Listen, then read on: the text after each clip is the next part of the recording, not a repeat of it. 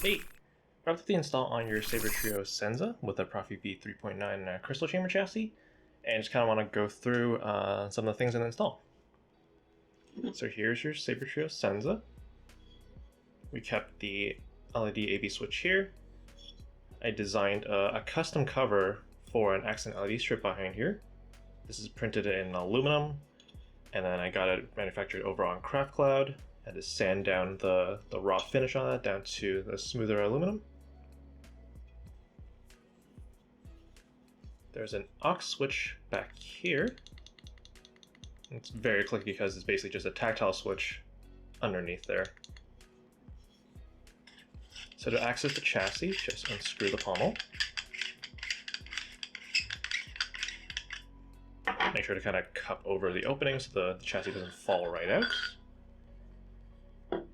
And then here's your chassis with a Proffie v3.9 over there. Got our crystal chamber up there, chassis connector, got our battery in here, USB-C for charging, which is wired up directly to the Proffie, as well as data access. So you can configure your Proffie as well as do the slow charging directly from this USB-C. You actually don't have access to the micro USB anymore. Over here we have three onboard tactile switches. We have one to replicate or duplicate the main switch, and one over here to duplicate the auxiliary switch. That way you kind of cycle through some of the operations on the Saber without needing the chassis in the Saber itself. Down here we have another signal switch. This switch I'll go over later. Got our 28mm bass speaker here. Got the dark cover bassy version. So to turn on the Saber, right now we've got the battery in. Actually, let's go over removing the battery. So it takes a protected 18650 battery, typically a Key Power branded one. We have our negative contact over here, the spring side, as well as the relatively flatter side for the positive. On the sides of the chassis, I'm not sure if it gets picked up, but it's also marked negative and positive there. And then to insert the battery, make sure you insert it. I like to insert it in negative side first because I do have a lip design on this chassis to hold the negative side in a little bit better. Like so. And then to turn on the Saber, I'm not sure if you can see, but there's kind of like an O icon and an I icon for the power on and off symbols. I'm Cal, and this is BD1. So just kind of have all the fonts that you provided loaded on here. Right now it's on the party mode sound font. So to the side here we also have an accent LED strip.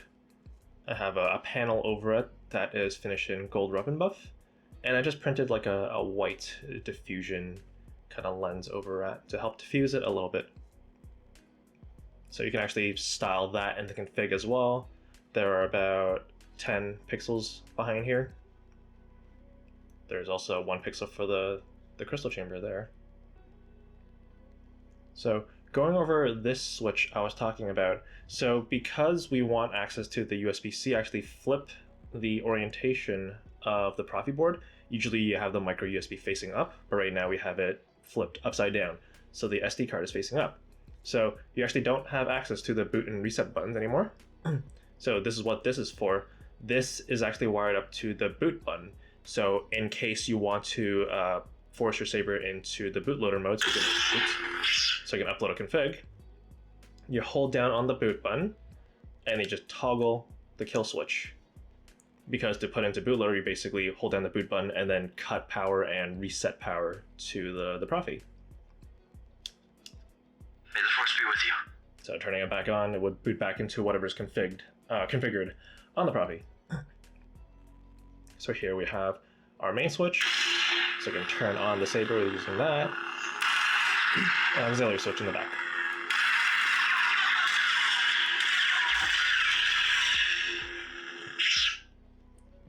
So let's insert this chassis into the Saber.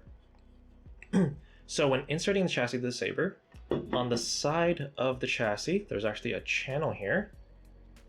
So this is kind of replicating how Sabertrio uses the cover tech screw as a chassis alignment mechanism.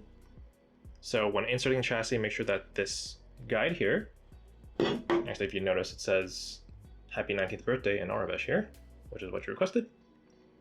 So make sure when you're inserting it, the cover tech screw is lined up with this channel here, and then just insert it.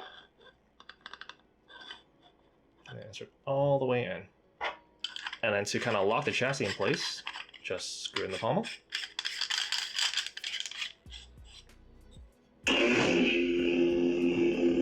Enable gesture controls, so there's the swing on and the twist off. So you notice on the side we have our accent LED strip over there. These are actually just 5 pixels on the accent LED strip. It's mimicking the main blade color. You also notice that we kept our white LED AV switch. So this is a static white color, but I have a PCB in there that is wired to this switch. That way you can actually configure it as though if it's a NeoPixel. I'll send over some of the documentation for that because it's actually wired up only to the blue output of that PCB. So we have our auxiliary switch back here.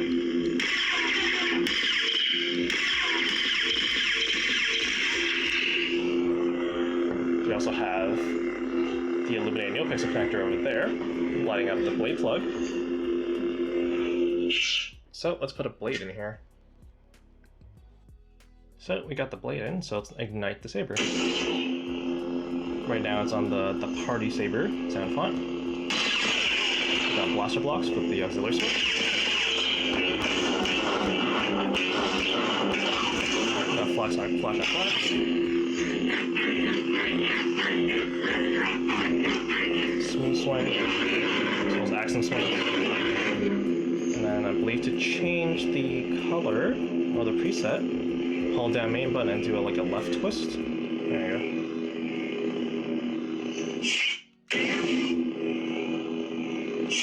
I'm actually not too familiar with it.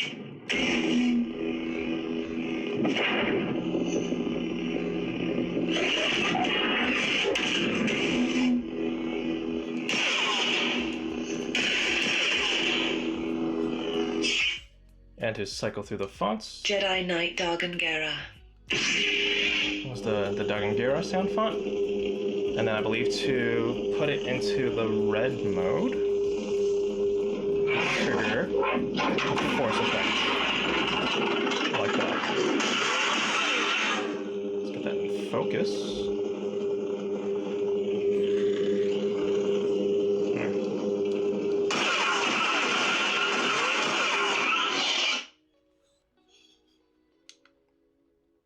Darth Vader.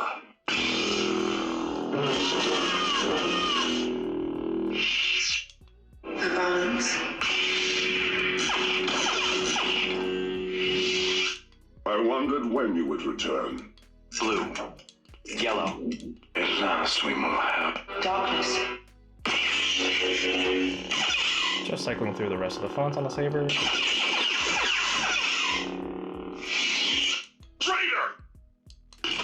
The mouth saber.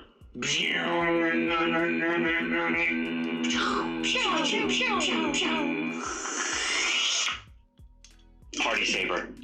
Jedi Knight Dargangera. So there you go. There's your Sabertrio Senza. So I'll send the config over to you. It's actually a little bit overwhelming because of the number of blades that need to be styled for it. There's about like 2, 3, 4, 5 blades on here. So thank you so much for letting me work on your saber, and may the force be with you.